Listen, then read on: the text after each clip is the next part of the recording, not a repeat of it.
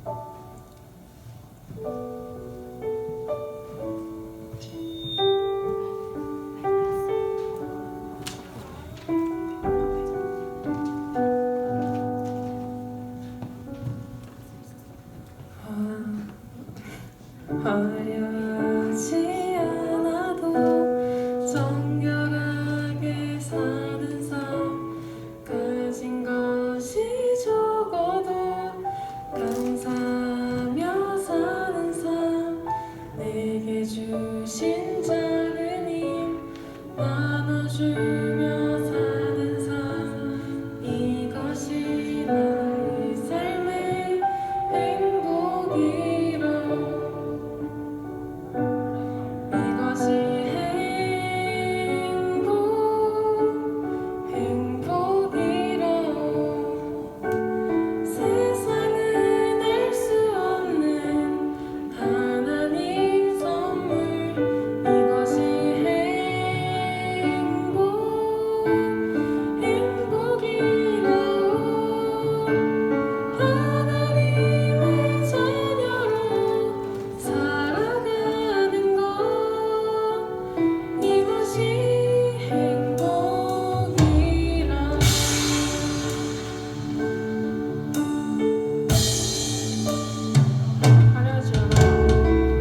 화려하지 않아도 정결하게 사는 삶, 가진 것이 적어도 감사하며 사는 삶, 내게 주신 작은 힘 나눠주며 사는 삶, 이것이 나의 삶의 행복이라.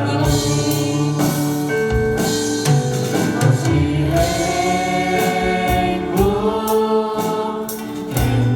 행복이라오. 세상은 알 수 없는 하나님 선물, 이것이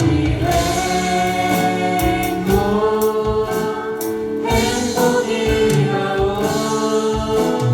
하나님의 자녀로 살아가는 것, 이것이 행복이라오.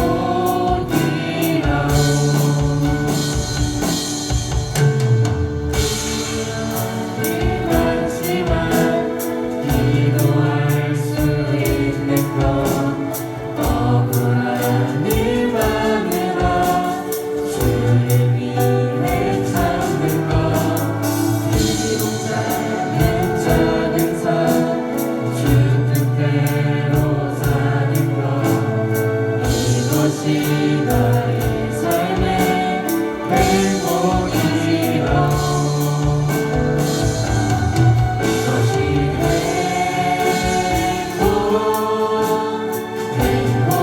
행복이라오. 세상은 알 수 없는 하나님 선물, 이것이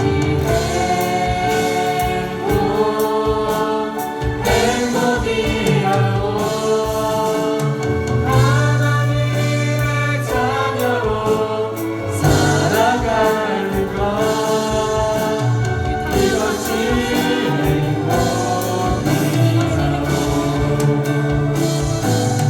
이것이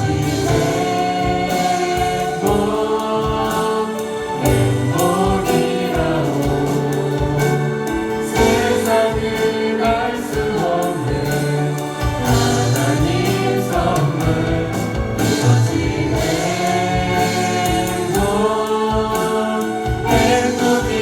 행복이라오. 하나님의 자녀로 살아가는 것, 이것이 행복이라오.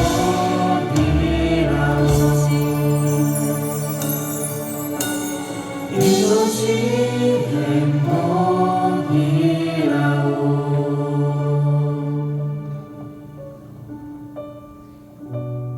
우리 이 시간 하나님께 기도하며 나아갑시다.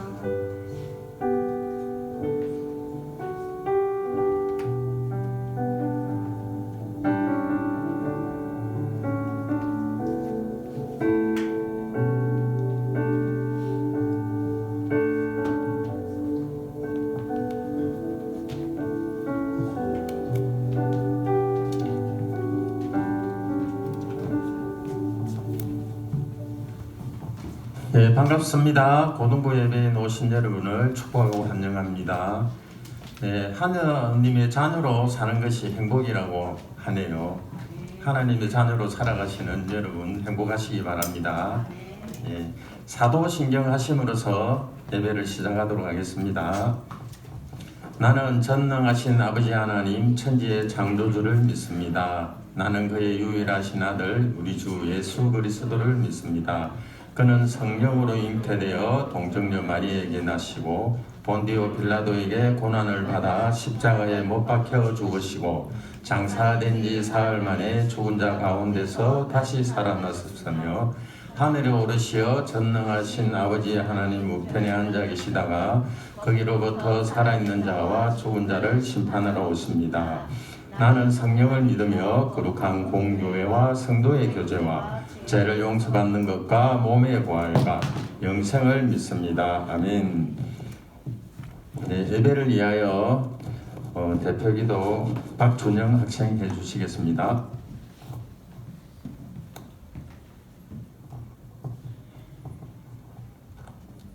하나님, 한 주 동안 지켜주시고 발걸음을 고등부로 인도하심에 감사드립니다. 하나님께 나아올 때 한 주간의 근심과 고통을 씻겨주시고 치료해주세요. 말씀을 전하시는 장선영 목사님께 은혜를 주시고 장선영 목사님이 전하시는 말씀을 통해 하나님의 사랑을 저희가 느낄 수 있도록 해주세요. 수능이 끝났습니다. 고3형 누나들의 길을 이끌어주세요. 저희를 언제나 사랑하시고 바른 길로 인도해 주시는 예수님의 이름으로 기도드립니다. 아멘. 네, 성경 말씀 보겠습니다. 마태복음 22장 37절에서 40절. 네, 신약 38페이지입니다. 마태복음 22장 37절에서 40절. 네 절이니까 우리 한 목소리로 하나님께 영광 올려드리기를 바랍니다. 한 목소리로 하겠습니다. 예수께서 이르시되 내 마음을 다하고 목숨을 다하고 뜻을 다하여 주 너의 하나님을 사랑하라 하셨으니 이것이 크고 첫째 되는 계명이요 둘째도 이와 같으니 내 이웃을 내 자신같이 사랑하라 하셨으니 이 두 계명이 온 율법과 선지자의 강령이니라. 아멘. 예, 하나님의 사랑, 사람의 사랑. 목사님 설교하실 때에 큰 은혜 받으시기 바랍니다.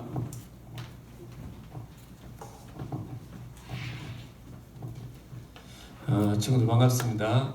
우리 찬비가 또 찬양 인도하는 모습 보니까 또 세대 교체가 되나 보다라는 생각이 들었는데 오늘 너무 찬양 인도를 또 잘하고 또 찬양을 잘 또 불러주셔서 감사합니다. 오늘 준영이가 목사님 설교를 위해서 기도했는데 제 설교는 여기서 끝입니다. 오늘은 그 김명년 사모님 두 번째 강의가 있는 날이어서 그래 지난번에는 이제 자기 개인 기질 또 성격 검사하고 거기에 대한 해석 위주였다면 오늘 강의는 여러분들이 맺는 대인관계 여러분들에게는 가장 민감한 게 친구들과의 관계겠죠, 그렇죠?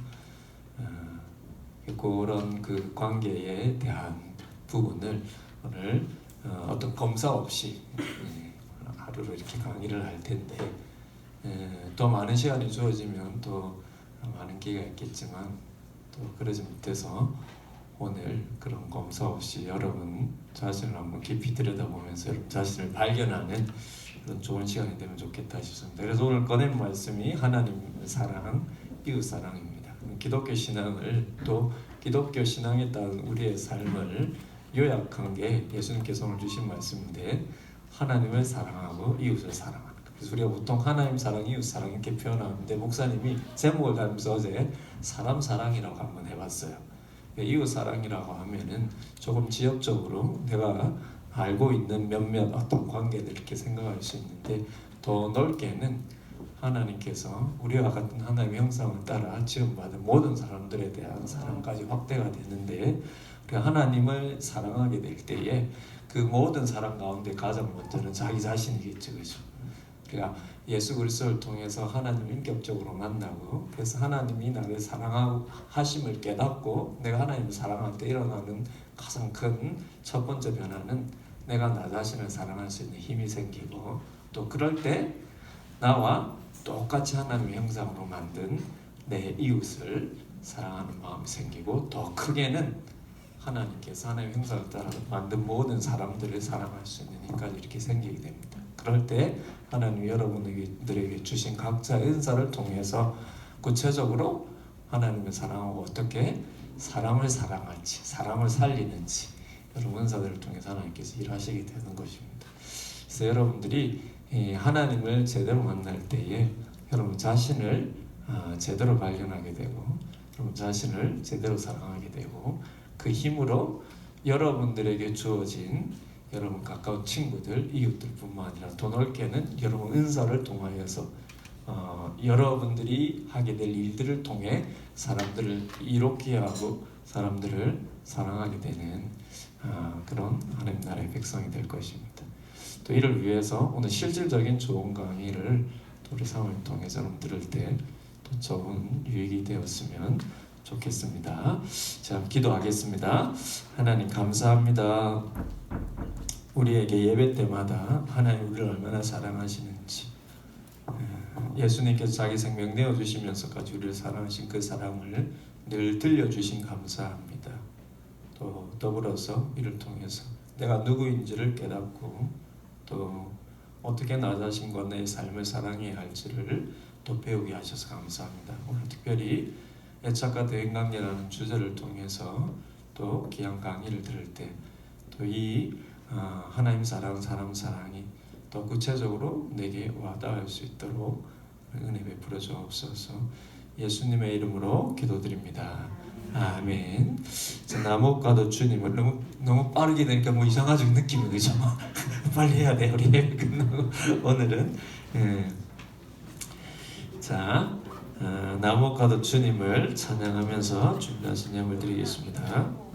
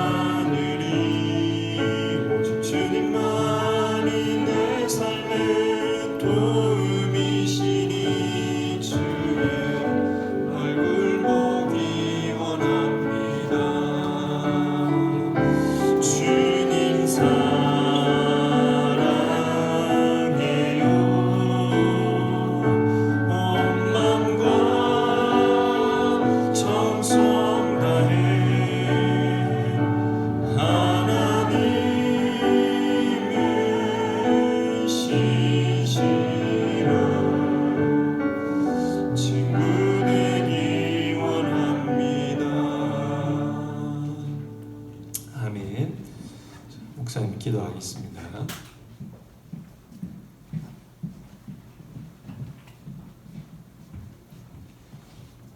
감사합니다. 기도하겠습니다. 하나님 감사합니다. 우리 하나님 앞에 시간 드리고 또 우리의 또 마음을 드리고 이렇게 예물을 드립니다. 우리의 삶이 하나님 말씀하신 대로 하나님을 사랑하고 나 자신을 사랑하며 또 이웃과 사람을 사랑하는 그런 삶이 되게 하셔서 내 삶 자체가 하나님을 기쁘시게 하는 삶이 되게 해주옵소서.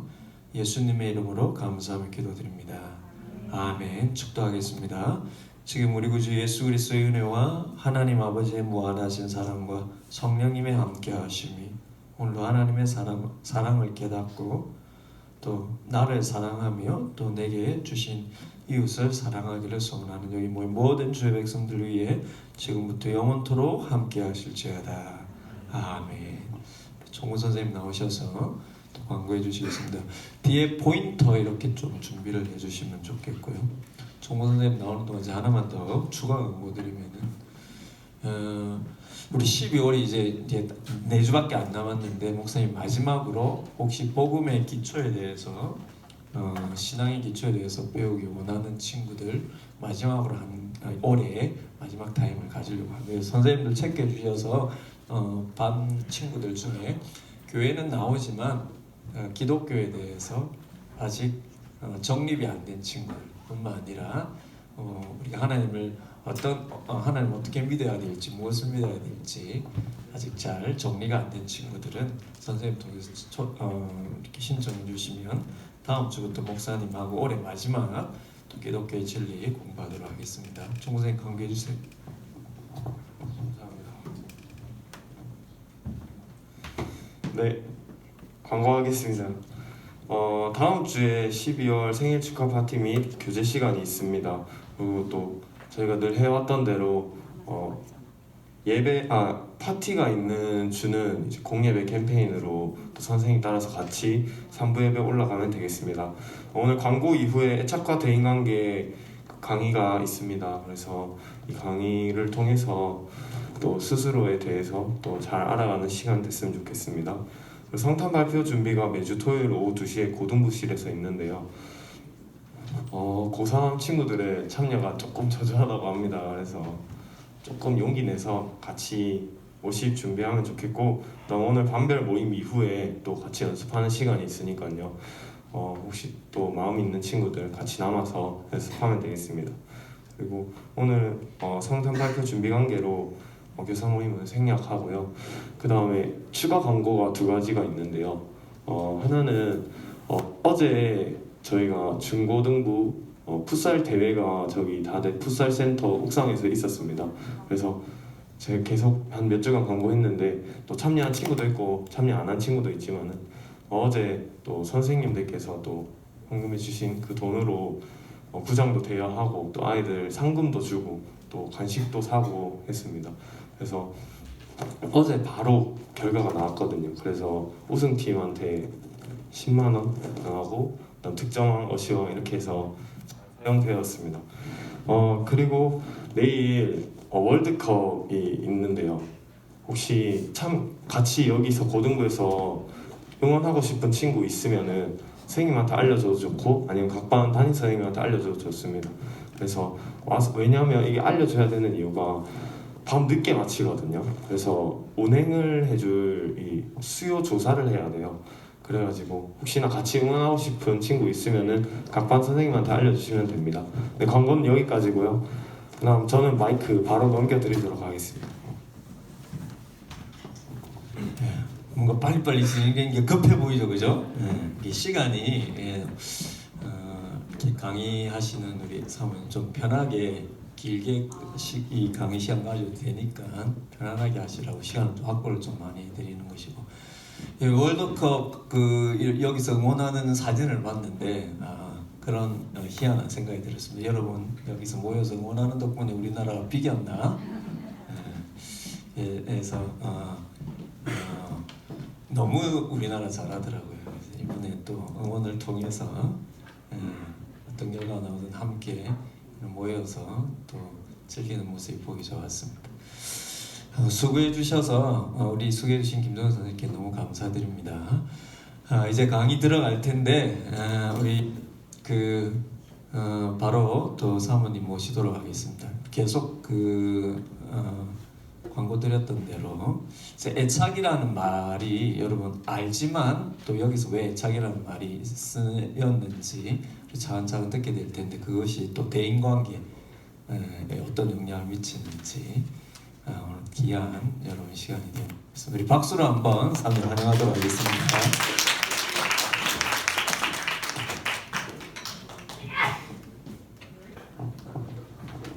안녕하세요. 오랜만입니다.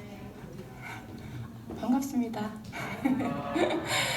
여러 번 쓰는 게 좀 더 예쁘지 않을까요?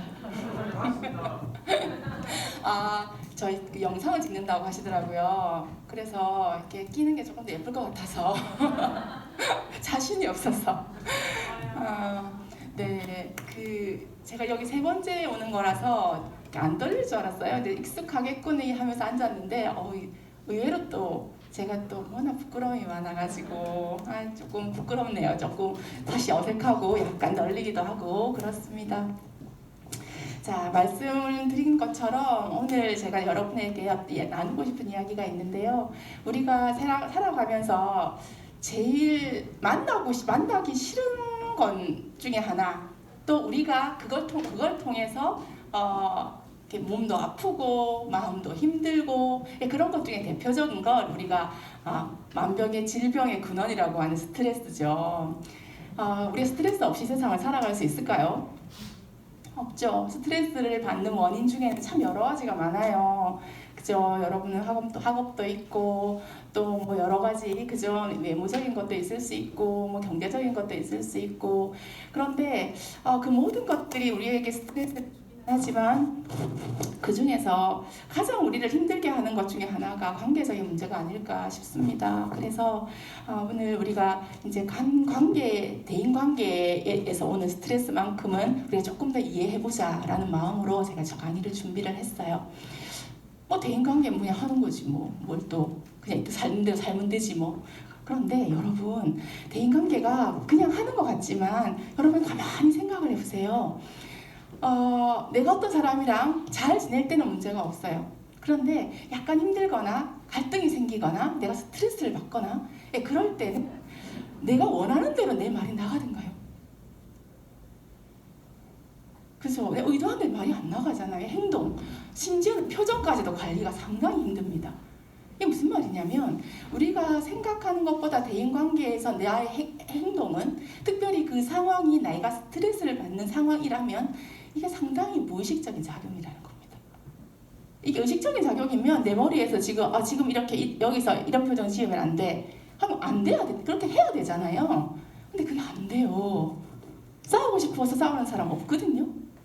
안 그렇습니까? 내 싸우고 싶어서 쟤랑 오늘 한판 붙어야 되겠다 이런 사람 없지요. 그렇기 때문에 대인관계가 생각보다 실질적이고 우리 삶에 있어서 많은 영향을 미치는데 이게 무의식적인 작용인 거예요. 우리가 그걸 오늘 하나 알아볼 겁니다. 그 이유 중에 하나가 그 애착이라는 건데요. 우리가 보통 요즘 애착이라는 말을 되게 많이 쓰잖아요. 흔하고. 여러분 애착이라는 단어를 되게 쉽게 이해하고 있는데 막상 제가 여러분한테 여쭤보면 애착이 뭐지?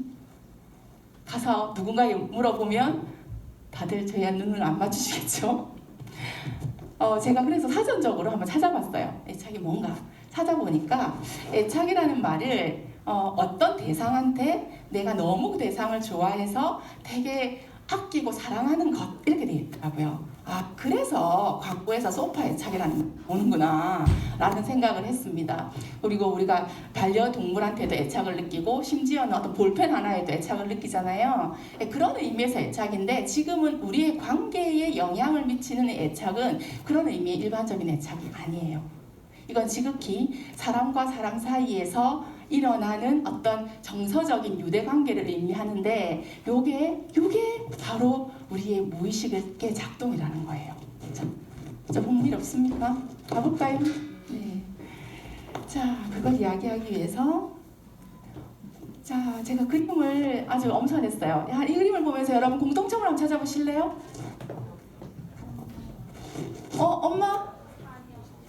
엄마랑 모성애.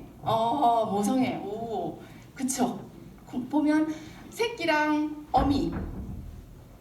그죠? 엄마랑 아기. 그래서 모성애죠. 이게 모자 관계 혹은 부모님과의 자녀와의 어떤 유대 관계를 우리가 알 수 있어요. 그죠? 자, 어이구. 자. 이건가? 그죠? 유대관계를 알 수 있는데 우리가 어떤 생명체가 태어나서 자라갈 때 사실 필요하다고 생각하는 것이 전통적으로 뭐였을까요? 그냥 잘 먹고 잘 자고 깨끗한 환경에 위생적으로 살면 잘 자랄 수 있을 거라고 생각을 했어요. 그죠? 그런데 이분이 애착이라는 말을 좀 다른 방식으로 이해를 해서 만든 애착 이론을 만드신 분이에요. 존 볼비라는 분인데 영국 분이에요. 이분이 사셨던 시대가 언제냐면 1차 세계대전이 일어났던 때예요. 자, 세계대전이 일어났습니다. 부모님, 아빠는 전쟁터로 가야 해요. 엄마는 아이들을 집에서 돌보지만 전쟁이 일어나면 포탄이 떨어지고 집들이 다 무너지죠. 그럼 많은 사람들이 죽습니다. 그죠? 자, 그래서 어른들이 엄청난 많은 부모님이 돌아가셨어요. 그래서 전쟁이 끝나고 난 다음에 많은 부모님을 잃은 아이들이 어디로 가요? 고아원으로 가죠. 어쩔 수 없어요. 거기서 나라가 케어를 해줘야 되기 때문에. 그래서 이분의 직업은 정신과 의사예요. 그래서 이 아이들을 어떻게 정신적으로 잘 돌볼 수 있을까라는 하나의 팀을 꾸려서 이제 가게 됐는데, 가게 된 이유가 뭐냐면 전쟁 고아들이 고아원에서 수용되면서 나라에서는 최선을 다해서 케어를 하려고 노력을 했습니다. 가장 좋은 영양분을 아이들한테 공급을 했고요. 그리고 시설도 위생적으로 아주 깔끔했어요. 입는 거, 자는 거, 환경을 아주 좋게 해줬는데 이상하게 아이들이 이상행동을 보이고, 이상하게 아이들이 많이 아프고, 아이들이 심지어는 빨리 죽는 일까지 생기는 거예요. 이상한 거예요. 그래서 정신과 의사를 불렀습니다. 그래서 이 일을 어떻게 해결해 볼 수 없을까라는 생각이 들어서 팀을 꾸렸는데, 그 중에 이제 이분이 그 현상을 받아보니까 이렇게 영양분이 풍부하고 이렇게 깔끔하고 다 이거 따뜻하고 다 뭐 문제가 없는 이 상황에서 왜 아이들이 이렇게 아프고 왜 아이들이 이렇게 이상한 행동을 보일까? 뭔가 인간이 살아가는 데 있어서 이렇게 먹이고 환경적인 그런 것 이외에 다른 게 필요하지 않을까? 라는 생각을 하게 됐다라는 거죠. 그래서 이 사람이 생각을 했습니다. 우리 유전자 속에는 인간이 건강하게 살아가기 위해서는 뭔가 탑재된 다른 게 있나 보다. 그게 바로 애착 욕구다라는 걸 발견을 했습니다. 애착 욕구가 뭐냐면, 여러분 이 사진을 두 개 보세요. 하나는 포인터가 이건가요?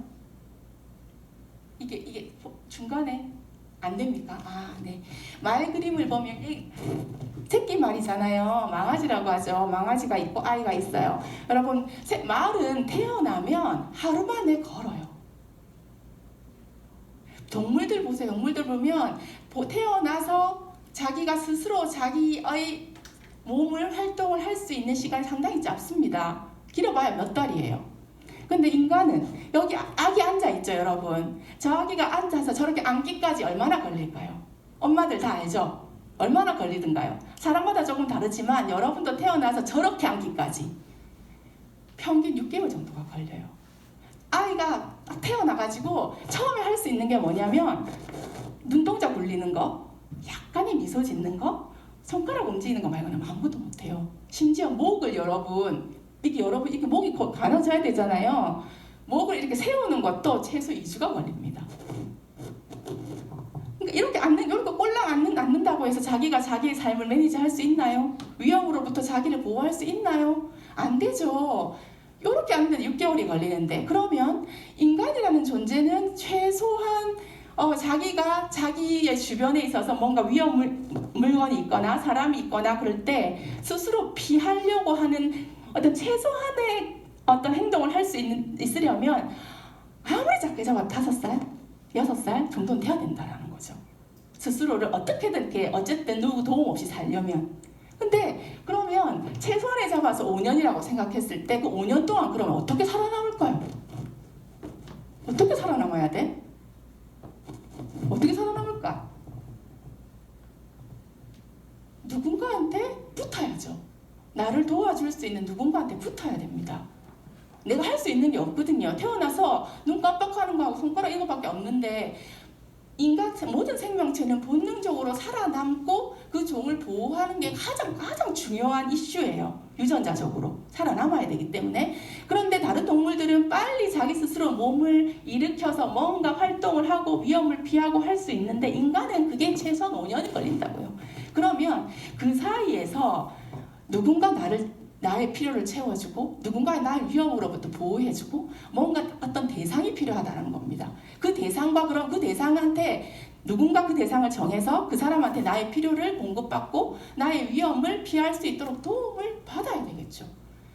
그런 걸 애착체계라고 해요. 그게 어디 가서 사는 게 아니고요, 여러분. 여러분 몸 안에 하나님께서 이렇게 장착되어 있는, 여러분 기질이 장착돼서 나오는 것처럼 유전적으로 그냥 그게 붙어 있는 겁니다. 이것 때문에 이런 유전적인 욕구와 본능이 있는데 그게 해결되지 않아서 그 전쟁 고아 아이들이 아주 건강한 영양과 위생과 따뜻한 환경이 있음에도 불구하고 많은 이상행동과 건강에 어려움을 겪었구나라고 이 볼비 아저씨가 판단을 하고 이때부터 애착이라는 말을 쓴 거예요. 그런 의미에서 애착은 인간이 태어나서 자기를 돌봐줄 수 있는, 자기의 위험으로부터 자기의 어떤 기본적인 필요를 살아갈 수 있는, 자기의 어떤 그걸 욕구를 채워줄 수 있는 특별한 인물과 심리적으로 신체적으로 어떤 유대를 맺고 유지하는 일, 그걸 애착이라고 부르는 겁니다. 자, 그러면 이렇게 살아남으려면 누가 필요해요? 애착 인물이 필요하죠. 누가 애착 인물이 될 것인가 라고 했을 때, 자, 애착 인물이 되려면 기본적으로 4가지 조건이 필요합니다. 왜냐하면 내가 필요할 때 그 사람 내 옆에 있어야 돼요. 근접석 추구, 그죠? 피난처, 안전기지, 그리고 이 사람 떨어지면 저항하고 싫어요. 그 다음에 없어지면 너무 고통스러워요. 이러한 어떤 조건이 있는 그 사람이 나의 기본적으로 내가 생존할 수 있도록 도와주는 대상이 됩니다. 애착 인물이 되는 겁니다. 구체적으로 보면 근접석 추구라는 건 이런 거예요. 자, 위험할 때 아니면 내가 필요할 때 내 옆에서 내가 뭐가 필요한지 알아야죠. 아무리 이 사람이 나를 사랑한다고 하더라도 내가 지금 뭐가 필요한지 내가 무슨 소리를 하는지 들을 수 없는 먼 곳에 있고 내 손이 닿지 않는 곳에 있다면 의미가 없는 거예요. 두 번째, 피난처입니다. 위험이 올 때, 뭔가 나를 위협할 때, 여기 보세요. 보면 제가 그림 정말 예쁘게 잘 골랐죠. 자, 새 한 마리인 것 같은데 밑에 다리 보세요. 다리가 많아. 어디 갔어 새끼들이? 다 엄마 품 안에 들어갔어요. 뭔가 위험스러운 상황이 감지됐을 때 바로 자기를 보호해줄 수 있을 거라고 믿는 대상한테 들어가는 겁니다. 이게 피난처의 역할이에요. 세 번째, 안전기지가 되어줘야 되는데, 안전기지라는 건 뭐냐면, 자, 여기 보세요. 뒤에 엄마 곰인지 아빠 곰인지 있어요. 그런데 이제 이 새끼 곰이 이 물에 들어가서 뭔가 새로운 걸 시도하려고 하는데, 우리가 뭔가 시도하는 건 항상 두렵고 떨리는 일이지요. 그죠? 그럴 때 내 뒤에서 그래, 나를 붙잡아주고 있는 사람, 나를 지지해주고 있는 누군가가 봐주고 있다면 좀 용기가 나요. 여러분 어릴 때 자전거 배울 때 기억납니까? 처음에 엄마 아빠가 밀어주잖아요. 그죠? 그러면 좀 안심이 돼서 발을 부르잖아요. 그러면서 익숙해지면 엄마 아빠가 손을 놓는데, 자기가 놓기 전에 항상 우리가 똑같이 하는 말들이 있어. 엄마 잡고 있지? 아빠 잡고 있지? 안 놨지? 뒤에서 엄마 아빠 구라칩니다. 잡고 있어. 근데 알고 보면 자기가 가잖아요. 그 믿음 때문에 내가 안전할 것이라고 믿는 거죠. 뭔가 새로운 걸 시도를 할 때. 이런 게 안전기지의 역할이라고 하는 거예요. 그 다음에 분리에 대한 점. 자, 이 코끼리가 어떻게 되는지 모르겠지만 어쨌든 동물원으로 잡혀가는 느낌이 들어요. 엄마랑 떨어지는 거예요. 네, 그럴 때 나의 기본적인 생존을 책임져주고, 내가 위험할 때, 내가 뭔가 새로운 걸 시도할 때 안전한 대상이 되어주는 그 대상과 떨어진다? 이게 너무너무 힘든 일이에요. 그래서 그러한 인물이 바로 애착 인물이 되는 겁니다. 자, 여러분은 어떤가요? 여러분은 놀랍고 무섭고 불안하고 힘이 드는 상황에서, 특별히 이런 상황에서 누가 생각이 나시고 누구한테 달려가고 싶을까요? 마음속에 한번 떠올려 보세요. 그 사람이 여러분의 애착인물일 가능성이 가장 높습니다. 자, 그런데 이 애착 시스템은 애착인물과의 어떤 관계에서 마치 어떤 상황을 만났을 때 레이더처럼 작용을 하는데요. 제가 레이더를 치니까 이 그림이 나오더라고요. 이게 레이더인가 봐요. 자, 레이더는 이렇게 뭔가 신호를 잡기 위해서 이렇게 돌아가죠. 돌아가는데 어떤 신호가 특별히 잡히면 많이 돌아가고, 평상시에는 이렇게 천천히 돌아가거나 가만히 멈추고 있을 때도 있는 것 같아요. 자, 그러면 이렇게 이 애착 시스템이라는 것, 즉 애착 인물에 대해서 내가 어떤 나의 생존을 위해서 그 근접성을 유지하고 피하고 새로운 도전을 하고, 그러한 그런 관계를, 친밀한 관계를 맺기 위해서 애착 인물과 맺는 것을 애착 시스템이라고 한다면, 이 애착 인물에 대해서 이 애착 시스템은 레이더처럼 작용한다고 말씀을 드렸어요. 그러면 언제 작용을 할까라고 했을 때, 자, 낯선 상황에서 낯선 사람을 만나거나 새로운 일을 도전할 때 특별히 작동을 합니다. 왜냐하면 이때 뭔가 에너지원이 필요하거든요, 마음에.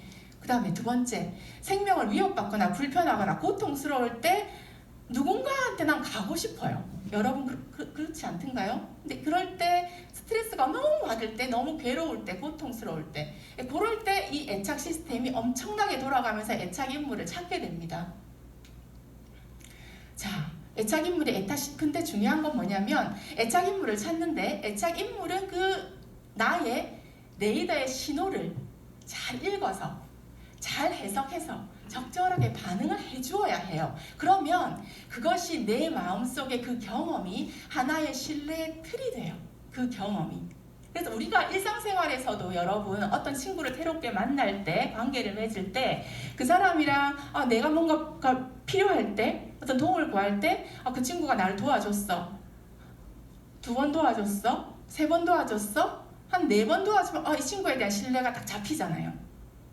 그렇지 않나요? 관계라는 건 그렇습니다. 1번 도와줬는데 2번, 3번 나를 외면하면 신뢰라는 건 생기지 않거든요. 그런데 특별히 내가 본능적으로 필요할 때 생각나는 그 대상에게 신호를 보냅니다. 왜냐하면 우리가 이거는 유전자 속에 들어가 있는 원초적인 거기 때문에 무의식적으로 그게 드러나게 되거든요. 보내는데 내가 도움을 받을 수 있을 것이라고 생각하는 그 애착인물이 나한테 내가 보내는 신호를 잘 해석해서 그것에 대해서 필요를 채워주면 이 사람은 참 신뢰롭구나, 안전하구나 라는 느낌을 받지만, 그렇지 않으면 또 다른 생각을 갖게 되겠죠. 안전하지 않구나 라는 어떤 생각의 틀을 갖게 된다라는 거예요.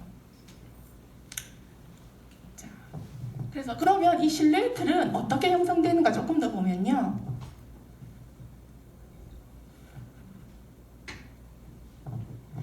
검은색 보세요. 자, 이 신뢰의 틀은 생각보다 일찍 형성이 돼요. 그래서 무의식이라고 얘기하는 거예요. 생후 2년 동안 새겨지는 방식으로 됩니다. 자, 생후 2년 동안 생후 2년이면 여러분 생각해 보세요. 우리가 최소한 인간이라는 존재는 자기 스스로를 매니지하려면 5년이 걸린다 그랬어요. 2년 정도가 되면 겨우 이제 입될 때예요. 여러분 말 이제 시작할 때예요. 사람마다 조금 다르긴 하지만 그때란 말이에요. 그때 그 기간 안에, 그러면 겨우 말 될 때 그 전에는 처음에는 스스로 앉지도 못하고 구르지도 못하고, 근데 이제 겨우 서서 조금 걷고 뛰고 말 조금 할 때 그때까지 이 모든 경험, 누구랑? 나를 보호해 줄 수 있는. 왜냐하면 그때 그 전에는 내 스스로 아무것도 할 수가 없잖아요. 나의 생존을 내 스스로가 책임질 수가 없잖아요. 그러니까 당연히 애착인물한테 나는 신호를 보내는 거고, 그 애착인물은 나한테 그것에 대한 필요를 충족을 시켜주는 겁니다. 그랬을 때 이 관계 경험이라는 게 사람마다 조금 달라요. 왜냐하면 나는 신호를 보내지만 그 신호에 대한 응답에 대한 건 좀 다를 수 있잖아요. 그렇죠? 그래서 그 신호가 잘 해석이 돼서 나의 필요를 잘 채워주면 나와 다른 사람에 대한 신뢰와 기대, 이 사람 믿을 만하구나, 다음에도 나의 욕구를 채워주겠구나, 내가 안전하겠구나 라는 어떤 생각의 틀이 생긴다라는 거예요. 그게 두뇌에 무의식적으로 새겨지는 거예요. 이게 신뢰의 틀이라고 제가 이름을 붙였어요. 이게 원래 다른 어려운 말이 있는데 조금 그래서 신뢰의 틀이 새겨지는 겁니다. 그러면 이게 일단 새겨지면 어떻게 되느냐, 이게 앞으로의 관계, 그러니까 2년 이후의 관계, 청소년이 되고 어른이 되고 중년이 되고 노년이 되는 그 모든 관계에서 이 틀 안에서 해석을 해간다는 거예요. 그래서 이게 되게 중요한 거거든요. 유아교육학과 갈 친구들이 있는가 모르겠지만 유아교육학과를 가면 이 이론을 반드시 배웁니다. 영향을 끼치기 때문에 이 틀을 형성하는 건 너무너무 중요해요. 그런데 우리가 이게 생후 2년 동안에 새겨지는 거라 우리는 기억이 없어요. 그런데 기억이 없지만 그게 이미 새겨져 있기 때문에 무의식적으로 나오는 거고, 우리가 실질적으로 어떤 사람들에게 관계를 맺을 때 내가 원하는 방식으로 원하는 만큼 의지적으로 하려고 해도 잘 안 되는 이유가 여기에 있다라는 겁니다. 자, 그러면 이 아까 믿음의 틀이 형성된다 그랬잖아요. 애착인물이 나한테 나의 신호를 얼마만큼 잘 반응하느냐에 따라서. 그러면 이 믿음의 내용이라는 게 뭐냐라고 했을 때 이런 거예요. 내가 얼마나 사랑스러운가? 다른 사람에게 나는 의지할 수 있을까? 다른 사람 앞에서 내가 약해질 수 있을까? 내가 누군가를 필요로 할 때 그 사람은 내 곁에 있어줄 수 있을까? 이런 생각들이 쌓인다라는 겁니다. 그런데 이런 생각들이 어떤 사람은 그래 라는 걸로 쌓여 있을 수 있어요. 여러분 속으로 대답해 보세요. 어떤 사람 잘 아닌 것 같기도 하고 이런 마음이 있을 수도 있어요. 개인적으로 대답해 보세요. 자, 이것도 하나의 질문이에요. 마음속으로 한번 대답해 보세요, 여러분. 우리가 지금 원래 애착에 대한 검사가 있어요. 근데 우리는 검사를 하지 않고 이렇게 스스로 이제 답해가면서 자기의 애착 유형 나중에 설명드리겠지만 그런 걸 유추해 보기 위해서 하는 겁니다. 자, 도움이 필요할 때 달려와주고 언제나 온전히 내 편에 될 수 있는 대상이 여러분한테 있습니까? 그 인물이 여러분이 아까 생각했던 그 애착 인물과 동일 인물인가요? 아닌가요?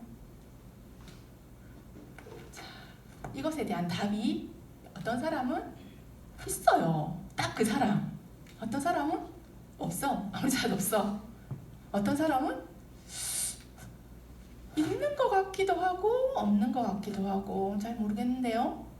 어떤 사람은 아무 생각이 안 나.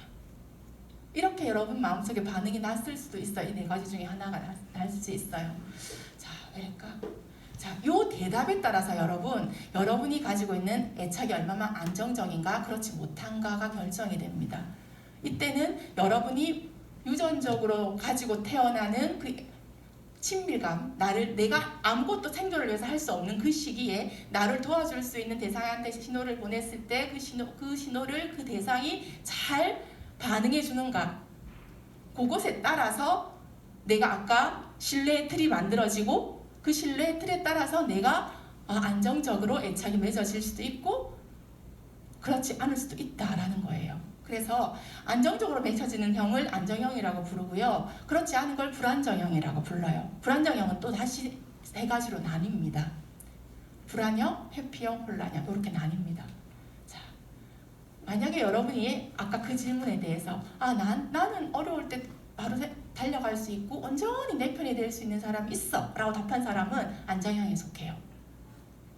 자, 이런 사람들은 애착 인물이 내가 애착 신호를 보냈을 때 애착 시스템이 발동을 한다 그랬잖아요. 그랬을 때 내 신호를 즉각적으로 내 주변에 있어서 나를 잘 보고 있다가 내 신호를 잘 알아채서 너가 필요하구나라는 걸 잘 공급해줬던 경험들이 많았던 친구들이에요. 많았던 사람들이에요. 그래서 이 사람들의 마음속에는 그 신뢰의 틀에 이런 마음이 드는 거야. 사람들은 믿을 수 있고 사람들과 가까이 지낼 수 있고 친해지는 것은 두렵지 않아. 이런 마음을 가지게 되는 겁니다. 그래서 새로운 낯선 사람을 만나도 친밀감을 갖는 것에 대해서 별로 두렵지 않고요. 그렇게 어떤 사람이 나에 대해서 그렇게 호감어린 눈빛을 보이지 않는다 하더라도 그렇게 개의치 않아요. 괜찮아요. 나를 좋아해줘도 오케이, 나를 안 좋아해줘도 그럴 수 있어 라고 생각할 수 있다라는 거죠. 그래서 기본적으로 자기 자신과 타인에 대한 어떤 관심이 있고 신뢰도 있는 스타일들이에요. 만약 여러분이 아까 그 질문에 대해서 나는 온전히 내 편이 돼줄 사람이 없는데, 내가 힘들 때 바로 달려갈 사람이 없는데 라고 답을 했다면 회피형일 가능성이 높습니다. 회피형은 내가 애착 신호를 보낼 때 나의 애착 인물이 반응을 보이지 않을 때 생겨요. 내가 필요해서 위험해서 무서워서 그럴 때 애착 신호를 보내는데 내 주변에 그 사람이 없었어요.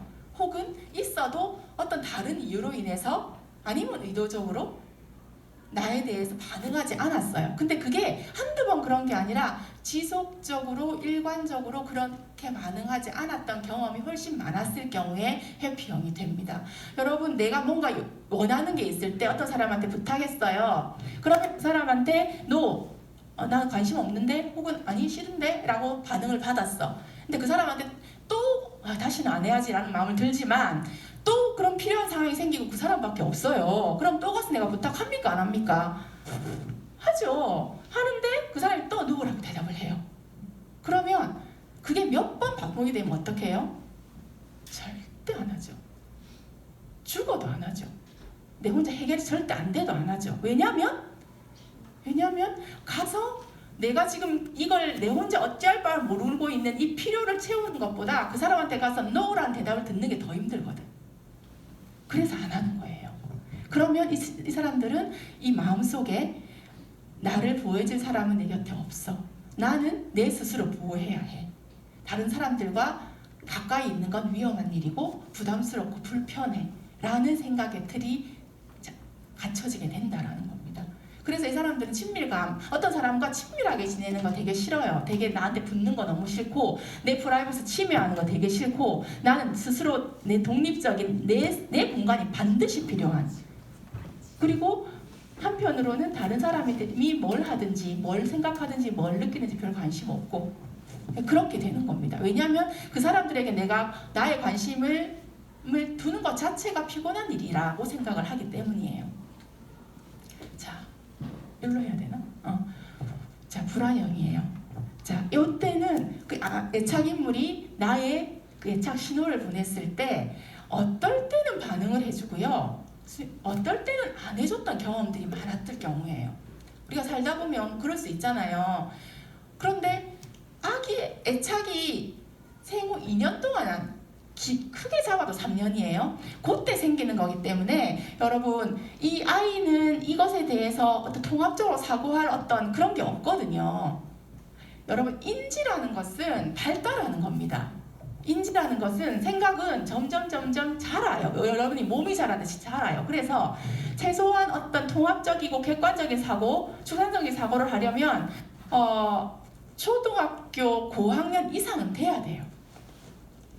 근데 지금 어때요? 최고 2년, 3년 얘기하는 거잖아요. 그러면 그런 사고 못해요. 그냥 내가 신호 보냈어? 내가 신호를 저 사람이 나 주나 안 주나 그게 중요한 거예요. 그거 위에 다른 이유들, 조건들을 생각할 그럴 내적인 용량이 안 된다라는 겁니다. 이 시기는. 그래서 어떤 때는 내가 신호를 보냈는데 그것에 대해서 잘 반응해줘서 나의 욕구를 채워줬어. 그런데 어떨 때는 안 해주는 거예요. 기준을 모르겠어. 어떨 때는 되고 어떤 때는 안 되니까, 왔다 갔다 하니까. 그러면 우리가 가장 힘들고 불안에 올라올 때는 뭔가 결정 못할 때 불안이 올라오잖아요. 명확할 때는 불안이 안 생깁니다. 그런데 이럴 때는 기준이 없이 어떨 때는 되고 어떨 때는 안 되니까 불안이 막 올라오는 거예요. 그래서 이 친구들의 마음속에는 어떻게 하면 나는 지금 이 상황에서 누군가의 도움을 받지 않으면 살아갈 수가 없는데, 해결할 수가 없는데 내 스스로는. 그런데 어떨 때는 되고 어떨 때는 안 되니까 어떻게 해야 이 사람을 나한테 오게 할 수 있을까? 라는 생각을 가장 많이 하게 되는 거예요. 그래서 어떻게 하면 내게 다가와 줄지, 나를 돌봐줄지 나 진짜 모르겠고 어떻게 하면 좋을까? 그러면 이럴 때 이 친구가 할 수 있는 가장 최선의 방법은 더 많은 에너지를 써서 더 많은 신호를 과하게 보내는 겁니다.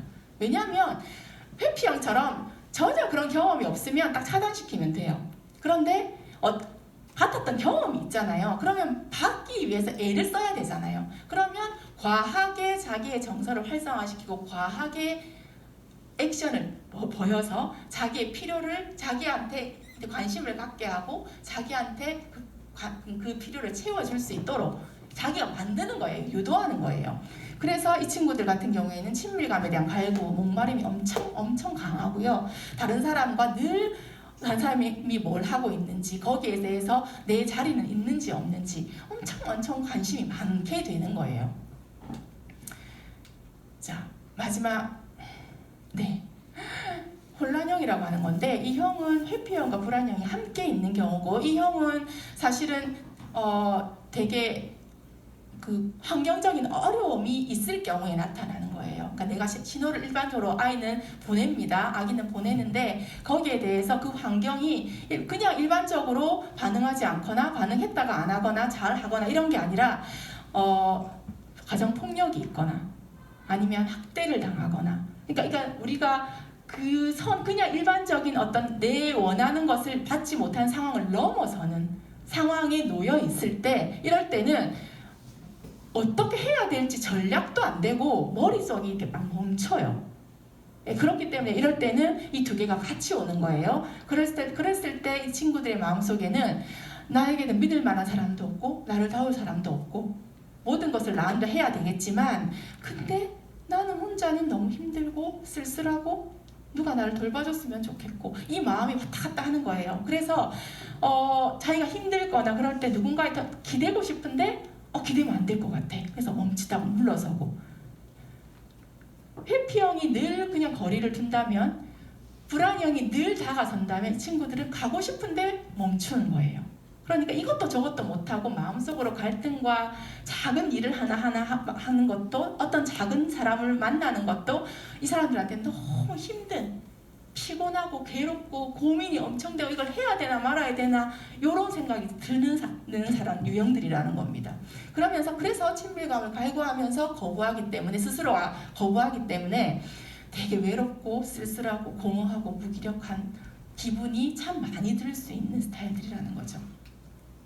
그런데 우리가 지금 유형이라고 제가 쉽게 얘기해서 유형을 얘기했는데, 유형과 차원은 조금 달라요, 여러분. 우리가 이제 제가 저번에 강의할 때도 말씀을 드린 것 같은데, 유형은 딱 그 카테고리 안에 있어서 어떤 특징을 가지고 있는 걸로 이제 그냥 그렇게만 설명을 하잖아요. 근데 차원이라는 것은 뭐냐면 그 하나의 유형 안에도 스펙트럼이 있다는 뜻이거든요. 그래서 기본적으로 애착을 얘기할 때는 유형으로 얘기하다가 이제 차원으로 설명을 합니다. 그러니까 가로축은 불안이에요. 불안이 낮은 정도와 높은 정도, 세로축은 회피가 낮은 정도와 높은 정도인데요. 이 둘 사이에서 둘 다 낮으면, 불안의 정도와 회피의 정도가 낮으면 안정적인 애착 스타일이라고 얘기를 하는데, 여기서도 여러분 보세요. 이 화살표가 가운데로 있을 수도 있고 저 위에 갈 수도 있잖아요. 그러니까 같은 안정형이라고 하더라도 이게 내가 똑같은 양과 질은 아니라는 겁니다. 더 중요한 것은 안정형이라 하더라도 불안의 정도가 있고 회피의 정도가 있다라는 거예요. 불안형은 회피는 낮지만 불안은 높은 거예요. 그러니까 회피가 없는 게 아니라 불안이 훨씬 더 높은, 여기 회피형은 불안은 낮지만 회피는 높은, 그러니까 없는 게 아니라 불안이 있지만 회피가 훨씬 높게 나타나는, 혼란형은 두 개가 다 높게 나타나는 그런 차원으로 이해를 하셔야 됩니다. 그래서 하나의 딱 그 카테고리에 제가 설명을 간단하게 드렸지만 그 안에 모든 걸 넣는 게 아니라, 그러면 내가 회피형이면 난 불안하기도 한데 그게 이 얘기예요. 내 마음속에 기본적으로 이 두 개가 다 있는데 어떤 것들이 더 많이 활성화되는가, 더 많은 퍼센테이지를 차지하는가에 대한 이야기라는 거예요. 자, 인간의 뇌입니다. 제가 이 얘기를 꼭 한번 해보고 싶었던 게, 왜냐하면 이 애착 시스템이라는 것이, 그리고 그것으로 인한 그 경험으로 인한 생각의 틀, 신뢰의 틀이라는 것이 안정적이었으면 너무 좋겠지만, 혹은 우리가 불안정할 수도 있잖아요. 그랬을 때 마음에 그러면은 내가 생각한 나의 애착 대상, 주로 부모님이 되잖아요. 그죠? 할머니가 될 수도 있고 이모가 될 수도 있지만, 그랬을 때 부모님이 나를 안 돌봐줬어. 그래서 내가 이렇게 힘든 거야? 라는 여러분이 생각을 가질 수도 있을 것 같아요. 그래서 말씀을 드리는 건데, 다시 강조하지만 이 애착 시스템은 생후 2년, 더 길게 잡아도 생후 3년 안에 만들어지는 겁니다. 자, 그래서 아주 통합적인 사고, 객관적인 사고, 다른 사람의 상황과 맥락 같은 건 이해할 수 없는 상황, 오롯이 내가 생존하기 위해서 나의 필요에 대한 신호를 보냈고 그 인물은 그걸 무조건 받아야 돼요. 그 경험 자체가 이 틀을 만드는 거기 때문에, 사실은 회피했던 부모님들 있어서 내가 회피형이 됐다라고 생각합시다. 어떨 때는 나의 욕구를 채워주고 어떨 때는 반응하지 않아서 내가 불안형이 됐다고 봅시다. 그랬다 하더라도 그 부모님은 다 이유가 있어요. 아까 여러분 원숭이 회피형 제가 했을 때 원숭이 엄마가 이렇게 쓰러져 있었잖아요. 그 엄마가 아플 수 있잖아. 병에 걸려가지고 아플 수 있잖아. 그리고 어떤 마음의 상처를 받아서 엄마가 그 순간에 마음이 너무 어려웠을 수도 있는 거고, 우리 집안에 경제적으로 어떤 큰 일이 있어가지고 그렇게 무기력해져 있는 상황일 수도 있는 거잖아요. 하필 그때 그럴 수도 있는 거잖아요. 그리고 하나 더는 그 엄마도 그 할머니한테 또 그런 애착 시스템을 물려받았을 수도 있는 거잖아요. 그죠? 네, 그렇기 때문에 여러분이 지금 그런 마음이 혹 들까봐 이때에 여러분이 이 무의식적으로 이렇게 반응하는 이 애착 시스템이 상황과 맥락과 객관성을 다 결여된 주관적인 이야기라기 때문에 여러분이 그것에 대한 이해를 하셔야 된다라는 겁니다. 근데 이걸 이해해야 여러분이 가지고 있는 애착 시스템이 부모님 잘못이 아니라 내가 그냥 나 자신을 알아야 되는 하나의 또 다른 측면으로 이해하실 수가 있는 거예요. 자, 그럼 이제 본격적으로 얘기를 합시다.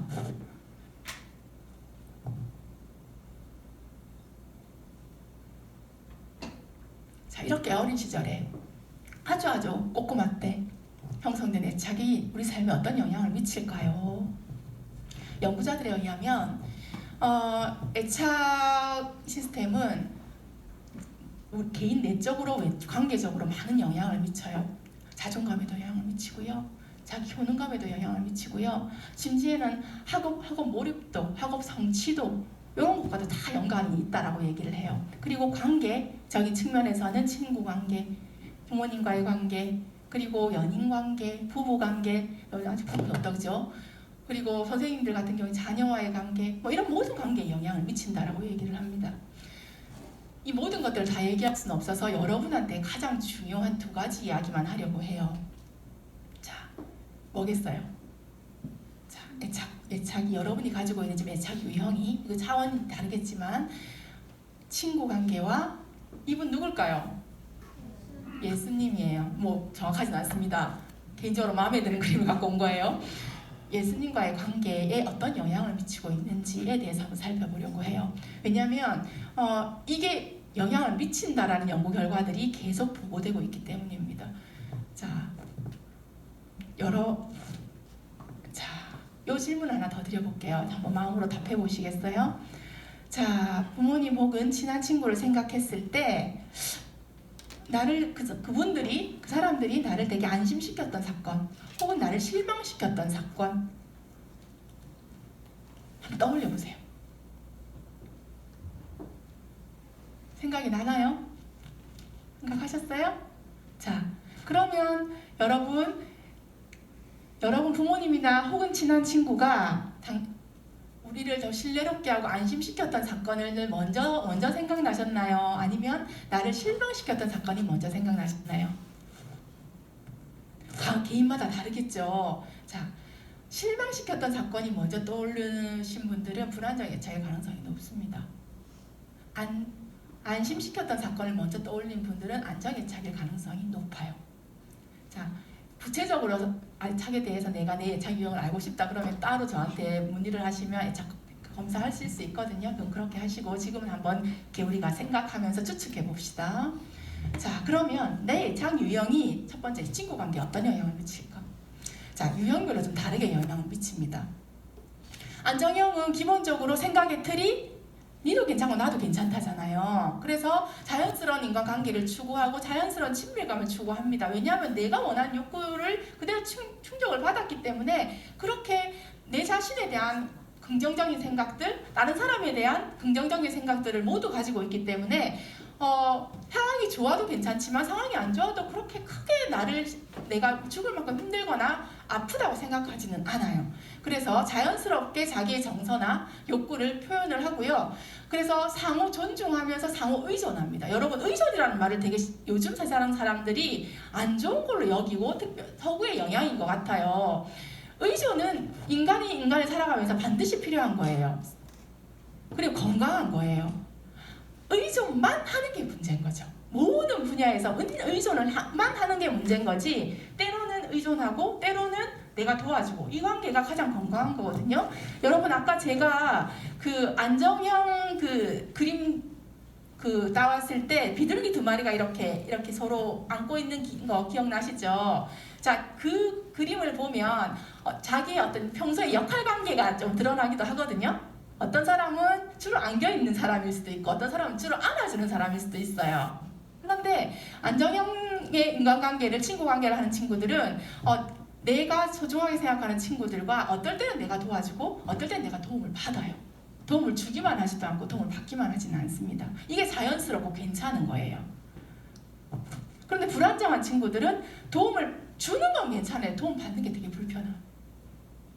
그리고 도움 받는 건 괜찮은데 도움을 받는 건 괜찮아, 주는 건 더 불편해. 이런 거면 안정적이지 않다라고 얘기를 하는 겁니다. 자, 그래서 이런 안정열정의 사람들은 친구 관계에 대해서 되게 활동적이고 수용적이고 적응적이에요. 그래서 어디를 가도 학교를 좀 자주 옮겨도 학원을 좀 자주 옮겨도 거기에 대해서 적응도가 좀 높은 편이에요. 그리고 막 친구 관계의 만족도가 높고 질도 높고 그렇다고 이 친구가 막 인싸가 될 가능성은 높지만 그렇다고 해서 막 친구한테 인기가 많아서 그 탑에 있고 이런 것만으로 의미하지는 않습니다. 그냥 자기 스스로가 내 친구 관계의 숫자 요만큼 괜찮아. 나는 이게 나한테 만족스럽고 행복해 라고 느낀다라는 거죠. 근데 두 번째 해피형 같은 경우에는 아까 어떤 생각에 실루엣이 있다고 그랬어요. 나를 도와줄 사람이 없기 때문에 나는 내 스스로 인지해야 돼. 그렇다면 다른 사람이 나를 도와줄 수 없기 때문에 나도 다른 사람의 삶에 관심이 가질 이유가 없지요. 그죠? 그렇기 때문에 되게 독립적으로 보여요. 그리고 겉으로 보기엔 되게 쿨하게도 보여요. 되게 멋있어도 보여요. 그런데 이런 사람들은 다른 사람한테 의존하는 게 되게 힘들고요. 누군가가 나한테 의존하는 것도 싫어요. 그냥 네 일은 네 일, 내 일은 내 일 이렇게. 제가 상담했던 어떤 대학생 친구였는데 한 친구 자기가 대학교 1학년 때 이제 대학을 여러분 가면 고등학교 때랑 가장 큰 다른 게 그러니까 일정한 공간이 없어지잖아요. 고등학교는 내가 그 안에서 친구가 많든 적든 어쨌든 우리 반이 3학년 3반이면 그 반에 들어가서 그냥 있으면 돼. 하루 종일. 근데 대학이라는 공간은 그런 공간이 없어요. 그냥 내가 시간표를 짜서 첫째 시간은 저 강의실 갔다가 둘째 시간 저 강의실 갔다가 밥은 또 그냥 지가 알아서 남는 시간에 자기가 남는 시간에 먹어야 돼요. 그러면 이게 상당히 그러니까 이렇게 독립적으로 뭔가 하는 게 힘들어질 수도 있거든요. 그랬을 때 이제 처음에 친구를 사귀는 게 되게 중요해요. 그래도 이 어색한 이 낯선 공간에서 누군가랑 같이 가는 것, 특히 여학생들 같은 경우에는 더 그렇거든요. 그런데 이 두 여학생이 그래서 처음에 이제 각기 다른 학교에서 와서 이제 처음 만났잖아요. 친구를 다 맺었는데 그래서 1년 동안 같이 밥도 같이 먹고 될 수 있으면 시간표도 같이 짜서 같이 수업을 듣고 뭐 같은 과니까 전공은 같이 당연히 듣고 그랬는데 1년 후에 갑자기 자기 친구가 자기한테 더 이상 너랑 친구 안 하겠다 그랬대요. 그게 너무 충격적이어가지고 자기 왜 그런지 모르겠대요. 그런데 그 절교를 선언한 친구가 자기한테 니는 내가 왜 그러는지 아냐고 물어봤대요. 근데 이 친구가 진짜 모르겠대요. 진짜 모르겠대요. 여러분 이런 건 없습니까? 이 친구는 회피형이었어요. 그래서 자기 사생활을 남한테 표현하지 않고 그리고 자기의 기분이나 정서나 사적인 어떤 것들 별로 많이 나누지 않아요. 그 정도만 해도 충분히 친구인 거예요. 그리고 그 친구가 자기에 대해서 더 많이 알려고 하는 게 불편하기 때문에 적당히 거리를 두는 거예요. 근데 그 상대방의 친구는 같이 공유하고 싶었어요. 더 많이. 나는 내 얘기를 다 하는데 니는 왜 네 얘기를 안 해? 너무 서운해. 자, 짐작건데 이 떠나간 친구는 불안형이었겠죠. 그러니까 욕구가 안 맞는 거예요, 서로. 그래서 서로 그런 것들을 몰랐기 때문에 이 친구들은 너무 섭섭해서 1년 동안 사실은 그렇게 1년 동안 대학에서 여러분 여학생들이 친구를 맺으면 다른 물에 들어가는 게 좀 쉽지 않거든요. 다시. 근데 그 위험을 감수하면서까지 절교를 선언했단 말이에요. 이 친구들이 만약에 내가 이 이유를 알았다면 조금 다른 방식으로 친구 관계를 맺을 수 있었을 텐데 그걸 몰랐기 때문에 서로가 왜 그런지 그러니까 그 절교를 선언한 친구는 자기의 섭섭함을 표현을 하면 이 친구가 좀 알아줄 줄 알았는데 이 친구는 그거 자체를 모르기 때문에 결국에는 그냥 헤어질 수밖에 없는 이게 연인 관계에서도 아주 자주 일어나는 일입니다. 아주 자주 일어나는 일이에요. 자, 그래서 해피형 같은 경우에는 친구 관계에 투자하는 게 별로 없어요. 그리고 자기를 진짜 드러내지도 않고 따라서 친구 관계의 만족도가 낮고 거기에 대한 만족도가 낮다라는 건 낮아서 별로야 이런 게 아니고 낮아서 속상해 이런 거 아니에요. 별 관심 없어요. 그럼 그냥 그런 거예요. 그냥 그런 거. 불안형 같은 경우에는 기본적으로 실루엣틀이 누군가에게 내 욕구를 표현해서 그걸 얻어내야 된다고 생각을 하잖아요. 그러니까 정서적인 표현도 자기의 욕구 표현도 과하고 누군가한테 계속 의존하려고 해요. 그래서 계속 모든 것을 같이 하려고 하고 자기가 많은 헌신과 투자를 합니다. 친구를 딱 맺으면 그 친구에게 참 올인하는 스타일이에요. 올인을 하는데 그 친구가 나한테 그만큼 안 주잖아요. 그러면 엄청 절망해요. 그래서 그게 몇 번 반복되면 그냥 그 친구를 자연스럽게 그냥 끊어버리기도 하고 아까 그 케이스처럼 그런 현상도 생긴다라는 겁니다. 그래서 이 친구는 친구 관계의 만족도가 낮은데 이 만족도가 되게 갈구하기 때문에 낮은 거예요. 해피형하고 조금 다릅니다. 혼란형 같은 경우에는 사실 기본적으로 자기의 욕구가 왔다 갔다 하는 거예요. 친구를 깊이 사귀고도 싶지만 그 친구가 위험하게 느껴지고 그 친구를 믿을 수가 없기 때문에 거리를 둬야 된다는 생각이 드니까 왔다 갔다 하는 거예요. 또 어떤 케이스가 있었냐면 이런 친구들 없었나 모르겠네. 우리가 MT를 가거나 수련회를 가거나 그러면 좀 안 친했던 친구들하고 밤새 얘기를 하면서 뭔가 통하는 것도 발견하고 되게 조금 친해지기도 하고 뭔가 가까워졌던 느낌을 받기도 하잖아요. 예, 그때부터 그러면 그 다음 날도 되게 조금 더 친밀해지고 좀 가까워지고 그러잖아요. 그런데 어떤 아이가 수련회에 가가지고 그런 경험을 한 거예요. 그래서 자기가 낯선 교회에 다시 와가지고 수련회를 갔는데 그 친구랑 좀 마음이 통했어. 그래서 내가 이제 친구가 생기나 보다 라고 되게 좋아했는데 그 다음 주일날 교회를 딱 왔더니 이 친구가 자기가 쌩 까는 거예요. 너무 이상하더래요. 그래서 막 고민을 하다가 다시 그 친구하고 개인적으로 만나가지고 막 얘기를 또 하니까 또 이제 그때 수련회 느낌이 나더래요. 그래서 이 친구랑 그런 게 아니었나 봐, 내가 오해했나 봐 이렇게 생각했는데 그 다음에 또 만났는데 또 쌀쌀 맞더래요. 이상하더래요. 그런 친구 경험해 본 적 없습니까? 일부러 그러는 거 아니에요. 이 친구들은 기본적으로 자기 마음속에 누군가와 친밀한 관계를 맺고 싶지만 그 사람과 어떻게 맺어야 될지 그 사람을 믿어도 될지에 대한 확신이 없기 때문에 다가가다가도 철수하고 이게 환경에 따라서 많이 달라지기 때문에 겉에서 보는 사람들 입장에서는 되게 이상하게 느껴져요. 조금 약간 다르게 느껴지기도 하고 나를 놀리나? 이런 느낌도 좀 받기도 하고 그런데 사실은 이 친구가 가지고 있는 애착 시스템의 발로 때문에 그렇게 관계를 맺고 있다라는 겁니다. 자, 이번에는 우리가 신에 대한 이야기를 한번 해봅시다. 하나님의 우리가 교회를 다니잖아요. 여러분 중에는 여러분 나이만큼 교회 생활을 한 사람도 있을 거예요. 모태신앙들, 그죠? 그런데 그만큼 내가 하나님을 어떻게 여기고 있는가에 대해서 한번 생각해 볼 필요가 있어요. 자, 여러분 중에는 또 내가 몸은 여기에 필요가 있으나 내 마음속에 하나님은 없어 라고 생각하는 친구도 있을 수 있어요. 그렇죠?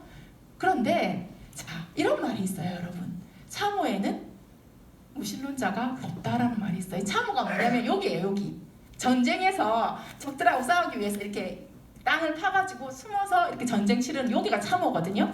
맞습니까? 군대를 제가 안 갔다 와가지고 여기가 참호인데 이렇게 급박하게 생명의 위협을 받고 있는 이 장면에서는 여기서는 무신론자가 없는 거예요. 교회를 다니든 절에 다니든 아무 상관없이 그냥 다 찾아요. 어떤 신이든 찾습니다. 왜냐하면 자기가 지금 생명의 위협, 생존의 위협을 당하고 있잖아요. 그렇기 때문에 그 상황에서는 누군가의 도움이 간절하게 필요하고 사람이 자기를 도울 수 있는 상황이 아니거든요, 지금. 그렇기 때문에 무조건 신을 찾게 되어 있습니다. 인간의 마음속에 애착 체계처럼 유전적으로 들어가 있는 거예요. 우리가 성경에서 얘기하는 것은 하나님의 형상이 내재되어 있는 거죠. 우리가 그것에 대해서 반응하든 하지 않든 우리가 그 하나님의 그 형상이 우리 속에 있기 때문에 어떤 상황에서 특별히 더 어렵고 힘들고 스트레스 받고 위협적인 상황에서는 하나님을 찾게 되는 거예요. 여러분 신앙이 있든 없든 얼마 전에 수능 친구들 기도했습니까? 안 했습니까? 하지요. 그죠? 잠깐이라도 시험 칠 때, 나한테 중요한 시험 칠 때, 남자친구가 여자친구가 나한테 이별하려고 그럴 때 기도하지요. 평소에 절대 안 하는 기도를 하잖아요. 그죠? 그럴 때 우리는 신을 찾습니다. 자, 그렇기 때문에 근데 중요한 건 우리 속에 하나님을 찾는, 신을 찾는 기본적인 어떤 그런 하나님의 형상이 내재되어 있긴 한데 어떨 때 어떤 식으로 발현되는가는 애착 시스템과 아주 밀접한 관련이 있다라는 겁니다. 그래서 우리가 하나님을 알고 있다라고 생각해도 어쩌면 이것이 진짜 하나님을 아는 건지 아니면 내가 아주 무의식적인, 내가 기억도 못하는 어린 시절에 만들어진 내 애착 시스템에 영향을 받고 있는 건지 친구 관계처럼 한번 알아볼 필요가 있어요. 자, 하나님과의 관계에서 안정형들은 하나님을 이렇게 느낍니다. 아주 친절하고 신뢰로운 분. 비록 내가 원하는 걸 지금 내 기도를 들어주지 않아도 하나님은 여전히 신뢰롭고 내 삶을 인도해 갈 거야 라는 안정감을 가져요. 해피형들은 내가 그냥 그 하나님이라는 존재를 알고 거기서 떠날 수는 없지만 그렇다고 해서 하나님을 그렇게 쉽게 믿지는 않습니다. 내가 기도를 뭐 답답해서 하기는 하지만 그렇게 하나님 내 기도에 관심 없을 거야. 왜냐하면 별로 안 들어줬잖아. 이런 생각들이 강하고요. 불안형들은 응답을 받은 것도 있고 응답을 안 받은 것도 있는데 응답을 받기 위해서는 되게 내가 애를 쓰고 노력하고 크게 소리를 질러야 된다고 생각해요. 그래서 하나님을 마치 자기가 노력해서 하나님께 다가가지 않으면 그 하나님이 나를 봐주지 않을 것처럼, 그래서 더 많이 애쓰고 더 많이 노력해야 한다라고 생각하는 그런 관계로 설정하고 있을 수 있어요. 혼란형들 같은 경우에는 하나님을 기대고 싶지만 기대지지 않는 분으로, 그래서 하나님이란 존재가 어떨 때는 느껴지고 어떨 때는 안 느껴지는데 전반적으로는 잘 모르겠는, 그래서 어쩌면은 내가 우리 어떤 수련회에서 혹은 예배를 통해서 내가 정말로 예수님이 내 죄를 위해 돌아가셨고 그래서 내가 그걸 믿어 라는 믿음이 확 생길 때 있잖아요. 여러분 수련회 가면 그런 마음들 많이 생기죠. 그런데 다시 일상으로 돌아오면 어때요? 별로 그런 마음이 안 들잖아요. 그럴 때 이게 정말 내가 이런 경험이 많이 되면 내가 진짜 하나님을 아는 건가? 아니면 그때 그 마음은 뭔가? 일시적인 감정인가? 뭐지? 라는 생각이 들 수 있는데 사실은 내가 가지고 있는 하나님과의 관계에 애착 시스템에 영향을 주고 있는 것일 수도 있다라는 겁니다. 그래서 그러면 안정형일 경우에는 무조건 하나님에 대해서 제대로 하나님을 우리가 아는 걸까? 저는 그렇다고 생각하지 않아요. 이게 만약에 하나님에 대한 그 관계가, 우리는 성경에서 얘기하는 하나님의 관계는 철저하게 은혜잖아요. 하나님 우리를 알고, 아까 찬양 인도할 때 보니까 무조건적인 사랑, 그건데 그것에 대한 우리가 이해와 수용이 있을 때인데, 그럴 때가 그런 게 아니라 그냥 내가 그냥 사람에 대해서 다 오케이야, 하나님도 오케이야 라고 생각하는 방식으로 이렇게 생각한다면 그것도 진짜 하나님을 아는 건 아닐 수 있다라는 거죠. 그래서 여러분의 마음속에 하나님을 어떻게 여기고 있는가, 내가 하나님을 어떻게 대하고 있는가가 진짜 실제로 그냥 난 그런가 보다라가 아니라 무의식적으로 나의 대인관계를 주도하고 있는 나의 애착 시스템이 영향을 받고 있는 건 아닌가라고 생각해 볼 필요가 반드시 있다라는 겁니다. 자, 그랬을 때, 자 그러면 여기까지 얘기하면 안정애착들은 조금 마음이 편할 수 있어요. 나 안정인 것 같아 라는 마음이 들면 약간 기분도 좋고 조금 안심이 될 수 있는데 나 아무래도 불안정인 것 같은데 어떡하지? 망했나? 이런 생각이 드는 사람들 있을 수 있잖아요. 자, 그러면 여기에 대한 답을 드릴게요. 불안정한 애착을 형성한 사람들은 모든 관계에서 그럼 불안정하게 살아가야 될까요? 답은 뭘까요, 여러분? 그렇기도 하고 아니기도 합니다. 그렇기도 하고 아니기도 해요. 근데 아닐 수 있는 방법이 있어요. 이걸 모르고 그냥 살아가면 그냥 살아갑니다. 연구 결과가 그래요. 그런데 아닐 수 있는 방법이 있어요. 그래서 아닌 사람들도 있어요. 그런 사람들을 획득된 안정형이라고 불러요. 내가 비록 내가 어린 시절에 아주 내가 미숙한 인지 기능으로 나의 욕구가 충족되지 않아서 내가 불안정한 애착 유형이 되었다 하더라도 내가 성인이 되어서 더 안정적으로 변할 수 있어요. 연구 결과가 그렇습니다. 자, 이건 두 가지 방법으로 가능해요. 하나는 새로운 애착인물을 만드는 겁니다. 그리고 새로운 애착인물과 그 경험을 통해서 리셋하는 거예요. 하나 더는 내 애착형이 그랬구나. 그래서 내가 이렇게 힘들었구나. 그렇지. 그건 어쩔 수 없지. 그렇게 이해하고 수용하는 방식으로 받아들이고 그러면 이것에 대해서 내가 어떻게 이제 반응해야 될까라고 끊임없이 성찰하는, 우리 기독교식으로 얘기하면 묵상하는 그런 과정을 통해서 획득된 안정형이 될 수 있어요. 자, 그러면 우리가 첫 번째 새로운 애착인물과의 새로운 관계를 통해서 새로운 애착 시스템을 만들 수 있다고 그랬잖아요. 누가 새로운 애착인물이 될 수 있을까요?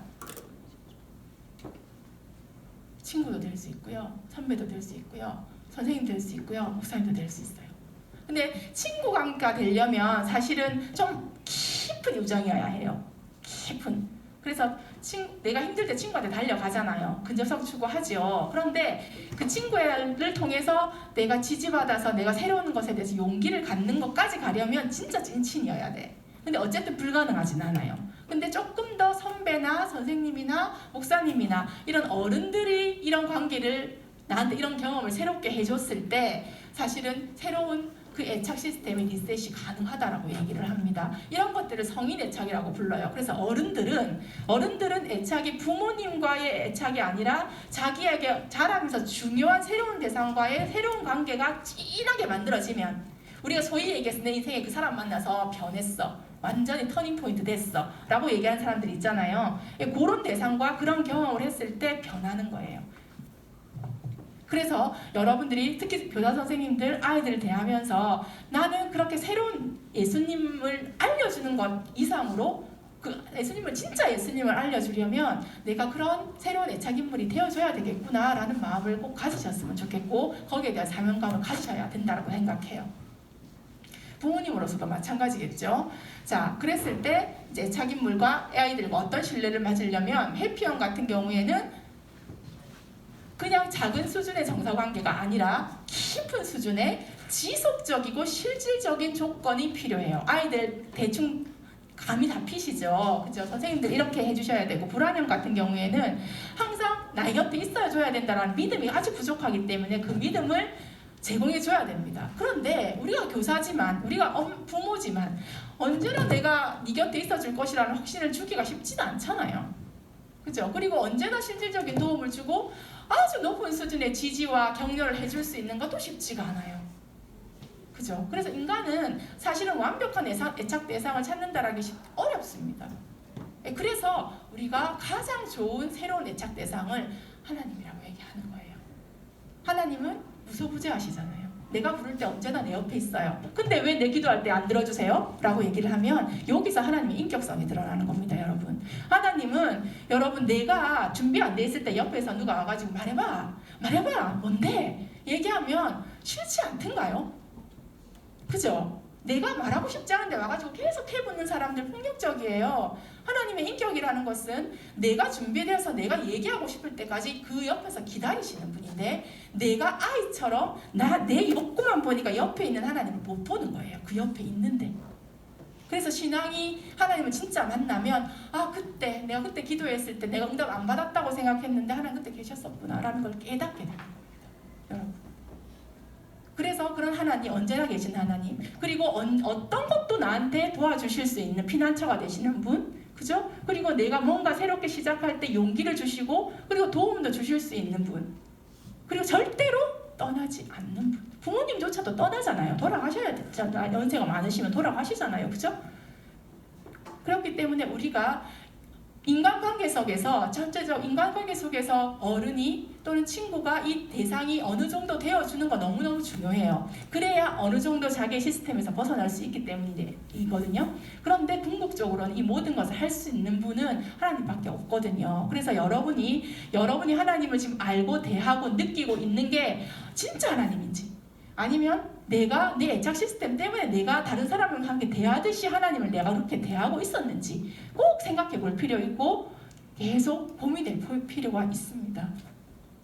자, 마지막. 그랬을 때 그러면 우리가 어떤 사람 같은 그 하나님을 그러면 내가 실제로 더 알고 싶은데 그래서 획득된 안전형으로 변하고 싶은데, 여기서는 우리의 책임도 있어요. 우리가 해야 될 일이 있어요. 뭐냐면 이거는 애착관계는 지극히 정서적인 차원에서 이루어지는 겁니다. 그렇기 때문에 내가 내 정서에 대해서 회피형이었기 때문에 차단을 해왔다면, 그랬다면 나는 옆에서 아무리 그 정서적인 반응을 해도 그게 부담스럽고 싫거든요.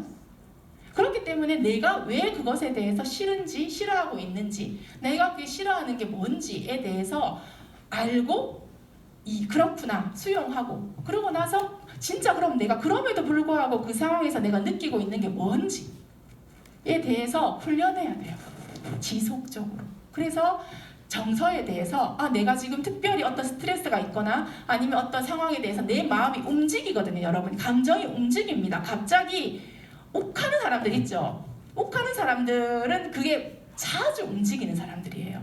그런데 사람들마다 다 그 감정의 동요가 있거든요. 어떤 상황에서 미묘하게 내가 컨트롤해서 그렇지 다 있어요. 근데 그거를 우리가 못 느끼고 지나가요. 근데 내가 조금 움직였을 때 친구가 나한테 와가지고 우리가 만약에 만나기로 했어. 약속을 딱 했는데 갑자기 일이 생겼어. 나 지금 못 만나겠어. 라고 딱 얘기를 하면 마음이 그래? 라고 하는 그냥 넘어가는 친구도 있겠지만 갑자기 마음이 다 움직여서 뭐야?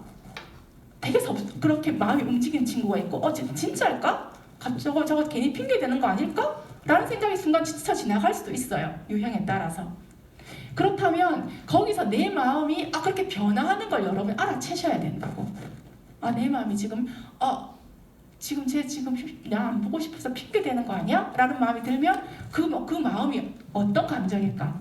서운함이잖아.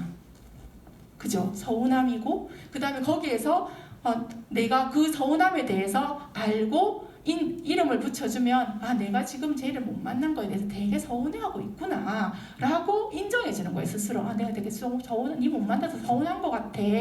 그 친구한테 말을 해도 되고 자기한테 스스로 그거에 대해서 얘기해줘도 되고 그러면서 그 서운함 밑에는 뭐가 있을까? 욕구가 있거든요. 항상 감정 밑에는 욕구가 있어요. 그래서 그 욕구가 뭔지를 그때가 되면 알 수가 있어요. 그러면 그 욕구에 대해서 도움을 받아서 그러니까 충족을 시키든지 아니면 자기 스스로 충족을 시켜주든지 그런 방식으로 해결해 갈 수 있다는 겁니다. 요게 같이 되어야 여기 먼저 되어야 사실은 하나님을 오해할 수 있지 않고 내가 내 방식대로 하나님을 진단하고 편견으로 다가가지 않을 수 있어요. 그래서 우리가 정서라는 것 자체가 되게 소중하고 그것으로 인해서 우리가 무의식적으로 인간관계를 맺어가고 또 그것에 대해서 행복하기도 하고 슬프기도 하고 또 그것에 대해서 우리가 삶의 질이 높아지기도 하고 낮아지기도 하고 그렇잖아요. 그런 것들이 여러분 정서에 대한 이렇게 돌봄이 있을 때 그러면 비로소 내가 이런 마음 때문에 저 사람한테 저런 마음을 느끼는구나 라는 걸 알게 되면 내가 이런 마음 때문에 하나님에 대해서 내가 이렇게 생각했구나 라는 것도 알게 되는 겁니다. 그래서 이 두 가지가 같이 이루어져야 되는 거예요. 자, 여기까지죠. 그래서 제가 여러분한테 마지막으로 드리고 싶은 말씀이 이건 거예요.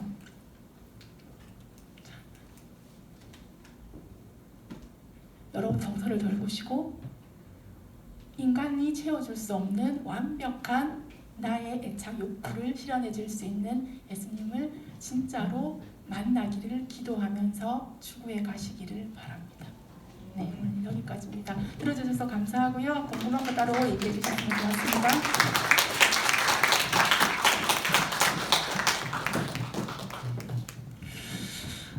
너무 좋은 강의인데 참 아쉬운 거는 이걸 한 번만에 다 들으려고 하니까 그죠. 사실은 이제 목사님이 사모님 통해서 올 초부터 이런 강의들을 좀 들으려고 준비했었는데 코로나로 인해서 우리 상반기 때 계속 연기되면서 이렇게 하반기로 미뤄져서 지난번에 강의도 사실 2번 할 걸 한 번으로 땡기고 오늘 강의도 사실 2번 할 걸 한 번으로 땡겨져서 조금 많은 얘기를 들었지만 또 동영상 여러분 다시 보시면서 여러분 자신의 유형들을 더 점검해 보면 더 좋기도 하겠다 싶습니다. 이 강의도 그러면 올해 남았는데 2번 해주시지 사모님이 오늘 마지막 날입니다. 저희 가정이 늘 진주에서 이제 왔다 갔다 하기 때문에 이제는 우리 딸들 장이 아이 딸들 데리고 왔다 갔다 하는 게 너무 쉽지가 않아서 또 교회에 또 사정으로 인해서 이제 목사님만 왔다 갔다 하고 사모님 오늘 마지막 날이어서 그래서 오늘 1시간만으로 이제 다 했어요.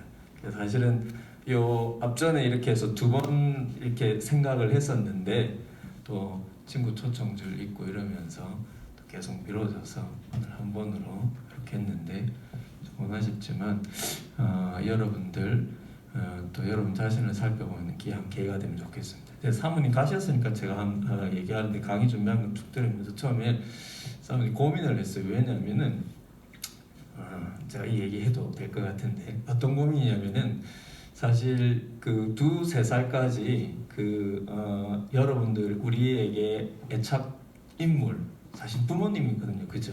대부분 부모님이 나를 케어하시니까 이 부모님이 나에게 어떤 반응을 해주냐에 따라서 안정형이 되기도 하고 또 불안형이 되기도 하고 회피형이 되고 혼란형이 되기도 하는데 이 부모님이라는 말을 초기 애착 대상은 대부분 부모님이세요. 부모님 안 계신 분은 할머니 할아버지가 될 수도 있고 또 할머니 할아버지 안 계신 분들은 또 다르게 어떤 관계 있는 사람이 될 수 있는데 대부분 부모님이라는 거지. 이제 부모님이라고 설명을 하면 참 쉽게 이해가 될 수 있는데 이게 여러분들한테 오해를 쌓을까봐 나는 좀 불안형인 것 같아, 난 좀 회피형인 것 같아, 난 좀 혼란형인 것 같아. 그럼 엄마 아빠가 나를 이렇게 잘 대해주지 못해서 이렇게 내가 무의식적으로 새겨졌나 오해할까봐 그 말을 처음부터 계속 안 쓴 것 같아요. 근데 나중에 그 사모님 그 말이 오해를 풀 수 있는 말이 되는데 왜냐면 부모님도 다 사정이 있었던 걸 어린 나는 알 수 없었으니까요, 그죠? 생각해보면 돌이켜 보면 목사님 부모님은 그 부모님의 부모님 없이 고아처럼 자랐거든요. 목사님의 아버지도 고아였고 거의 어머니도 아주 일찍 부모님을 다 여의 없고 살아왔던 삶이었기 때문에 두 분이 어려운 삶 가운데 만나서 또 가정을 이루는 그 배경도 굉장히 어려웠기 때문에 지금 생각해보면 목사님도 나도 회피형, 불안형 이런 것들이 조금씩 다 있는 것 같아. 근데 생각해보면은 부모님이 그렇게 나에게 안정형이 될 만큼 반응해줄 여력의 삶이 안 되었던 거를 나중에 목사님들이 다 이해하게 되었던 그런 걸 보면은 여러분들도 가정들마다 다 배경이 있고 사정이 있는 줄 압니다. 근데 이런 강의를 하는 것은 우리는 여러분 어떤 형에 가까울지라도 사실은 우리가 신앙을 통하여서 좋은 믿음의 친구도 만나고 선생님도 만나고 그리고 더 궁극적으로는 가장 마지막에 우리가 만난 하나님을 여러분 우리도 모르게 형성된 불안정한 애착으로 인해서 내게 주어진 그 좋은 친구의 기회, 좋은 선생님의 기회, 또 하나님에 대한 신앙의 기회를 잃어버리는 원인이 될 수도 있지만 그러나 우리가 고등부니까 이제 성인이 되어가니까요 조금 성숙하게 내게 주어진 이 기회가 아까 획득형 학교 때 안정형이 됐잖아요. 안정적인 애착 시스템으로 다시 바뀌어 나가기 위해서 하나님이 나에게 주신 기회로 보면 좋겠다라는 생각이 들어요. 우리 모두는 사실 환경적으로 좋은 부모님을 물론 또 여러분 좋은 부모님이시겠지만 아무리 좋은 부모님이라도 완벽하게 나를 어릴 때 다 채워줄 수는 없었을 텐데 그래서 내게 이런 불안형의 요소들이 있다 할지라도 우리가 이렇게 어릴 때부터 신앙을 가지고 여기서 만나는 좋은 친구들, 선생님들 그리고 가장 궁극적으로 하나님이 내게 새로운 가장 안정적인 애착 대상이 되어서 내가 건강한 정서를 가지게 해주는 하나님 주신 기회로 여러분들이 여길 수 있으면 좋겠다라고 해서 이런 강의를 이렇게 또 마련하게 되었습니다. 여러분 다시 한번 여러분 자신을 돌아보면서 여러분이 건강한 마음을 또 신앙을 통해서 또 여기서 만난 새로운 관계를 통해서 건강한 마음이 되고 또 여러분들이 누군가에게 나중에는 건강한 애착 대상이 되어줄 수 있는 그런 하나님의 사람들이 되면 좋겠다 싶습니다. 맞아요. 목사님이 기도하고 오늘 모든 순서 마치고 그리고 이후에는 오늘 반별 모임 없이 바로 조금 쉬었다가 간식 먹고 또 성탄 연습 같이 하면서 즐거운 시간 가지도록 하겠습니다. 기도하겠습니다. 하나님 감사합니다. 우리에게 또 우리 자신의 정서를 살펴볼 수 있는 그리고 우리 다른 사람을 향한 우리의 감정과 태도의 어떤 모습들을 또 살펴볼 수 있는 기회를 주셔서 감사합니다. 하나님 내 모습이 또 불안정한 사람관계에 있어서 불안정한 모습이 있다 할지라도 하나님께서 나에게 새로운 좋은 애착 대상이 되어주시고 또 내게 붙여주신 많은 좋은 사람들을 통해서 내가 건강한 애착이 형성되어서 새롭게 형성되어서 내가 누군가에게 좋은 또 신뢰의 대상이 되어주는 그런 건강한 주님의 사람들이 다 되게 해 주옵소서. 예수님의 이름으로 감사하며 기도드립니다. 아멘. 하나님 영광의 박수로 오늘 모든 정말 기도하겠습니다. 우리 반별로 잠깐 모여서 간식 같이 나누고